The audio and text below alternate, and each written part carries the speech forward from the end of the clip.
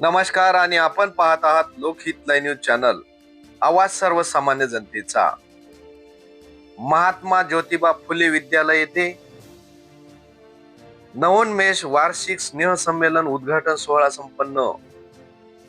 गुरुवार दिनांक 22 जानेवारी 2026 रोजी उमरखेड येथील महात्मा ज्योतिबा फुले विद्यालय येथे नवोन्मेष विद्यार्थ्यांच्या वार्षिक स्नेहसंमेलन 2025-26 सोहळ्याचे उद्घाटन उमरखेड विधानसभेचे आमदार किसनराव वानखेडे यांच्या शुभ हस्ते करण्यात आले। या कार्यक्रमाचे अध्यक्षस्थानी डॉक्टर यामा राऊत, सचिव यवतमाळ जिल्हा अखिल कुणबी समाज व सत्कार मूर्ती सौ तेजश्री संतोष जैन, नगर अध्यक्ष नगर परिषद उमरखेड। प्रमुख मार्गदर्शक प्राध्यापक शिवाजी कुचे, शोध आनंदी जीवनाचा मोटिवेशनल स्पीकर अमरावती, विशेष अतिथी विजय कुमार जैन, सदस्य शाळा समिती महात्मा ज्योतिबा फुले विद्यालय, ॲडव्होकेट संतोष जैन, तातू देशमुख व अनेक मान्यवर मंचावर उपस्थित होते। उपस्थित मान्यवरांच्या हस्ते महात्मा ज्योतिबा फुले, सावित्रीबाई फुले, स्वर्गीय नारायणराव वानखेडे, स्वर्गीय ॲडव्होकेट अनंतराव देवसरकर यांच्या प्रतिमेचे पूजन करून दीप प्रज्वलन करण्यात आले।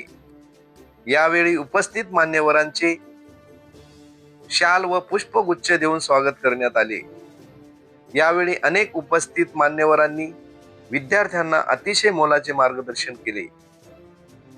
यावेळी उमरखेड येथील इलेक्ट्रॉनिक डिजिटल मीडिया संघटना व अनेक पत्रकार संघटनाच्या अध्यक्ष व सचिवांचा संस्थेचे अध्यक्ष माननीय रामभाऊ देवसरकर यांच्या हस्ते शाल व पुष्पगुच्छ देऊन स्वागत करण्यात आले। या कार्यक्रमाचे प्रास्ताविक महात्मा ज्योतिबा फुले विद्यालयाचे मुख्याध्यापक प्रमोद देशमुख सर यांनी केले। या कार्यक्रमाचे विनीत पर्यवेक्षक किशोर राणे, मुख्याध्यापक प्रमोद देशमुख, बालवाडी प्रमुख सौ दीपमाला लांजेकर, महात्मा फुले प्राथमिक शाळा मुख्याध्यापिका सौ अपर्णा पेंदे हे होते। प्राध्यापक शिवाजी कुचे यांनी आपल्या मार्गदर्शनातून विद्यार्थ्यांना मंत्रमुग्ध केले।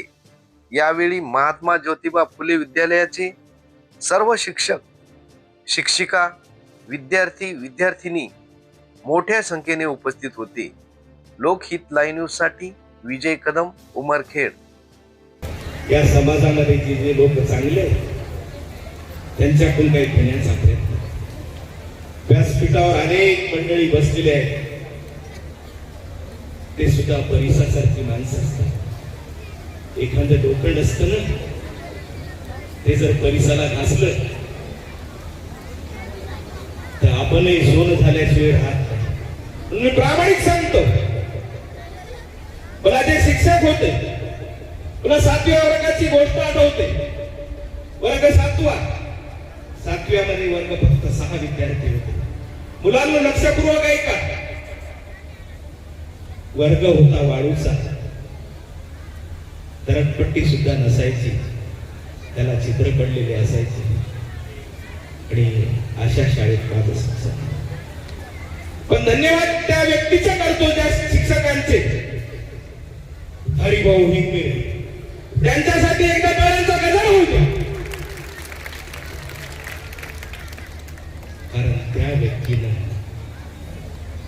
काय ओळखलं माहित नाही, पण माझ्यासारख्या माणसाला रविवारच्या दिवशी मला मरसूळ सारख्या खेड्यामध्ये शिकवायला या, आणि म्हणून तुमच्यासाठी विनंती करतोय, या शाळेमध्ये जे जे शिक्षक चांगले शिकवतात, जे जे शिक्षिका चांगले शिकवतात, त्यांच्यासाठी सुद्धा डोळ्यांचा गजर होऊ द्या।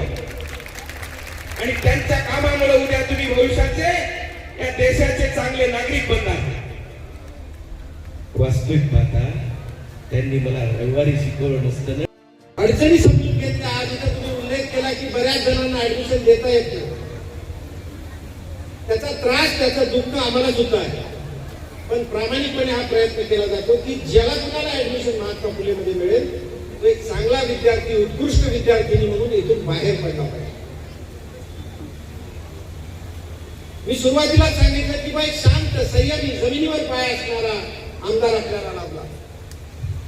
त्याचं कारण असं आहे की 4 वर्षाआधी ज्यावेळेस आदरणीय आमदार साहेब आणि आम्ही एका पक्षामध्ये होतो, 4-5 वर्ष आधीची गोष्ट आहे.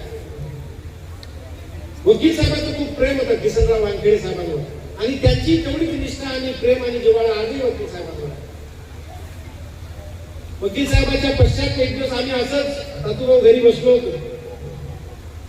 आमदार साहेब आत्ताचे आमदार साहेब त्यावेळेचे किसनरावजी वानखेडे बोलता बोलता म्हणजे भाऊ एका तिकीट द्या आपण निवडून येतो.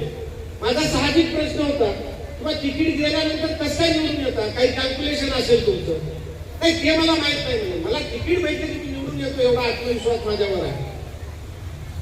त्यावेळेस विश्वास बसला नाही. पण आज अभिमानानं सांगावं असं वाटतं की ज्या माणसाची जिद्द असते, एक अशक्य असं काम उमरखेड महागाव विधानसभेमध्ये कुणालाही वाटलं नव्हतं की किसनराव वानखेडे हे सन्माननीय आमदार किसनराव वानखेडे होते, पण त्यांनी स्वतःच्या आत्मविश्वासावर जिद्दीवर हे अशक्य असं इंग्रजीचं प्रशिक्षण दिलं.